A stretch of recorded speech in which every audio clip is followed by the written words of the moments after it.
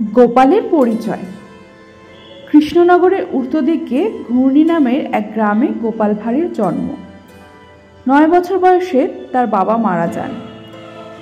গরিব বলে লেখাপড়া করার সুযোগ হয়নি, কিন্তু অল্প শিক্ষা আর তার নিজের অসীম বুদ্ধি ও প্রতিভার বলে তিনি আজও বাচ্চা বুড়ো সকলের মনে রয়ে গেছেন।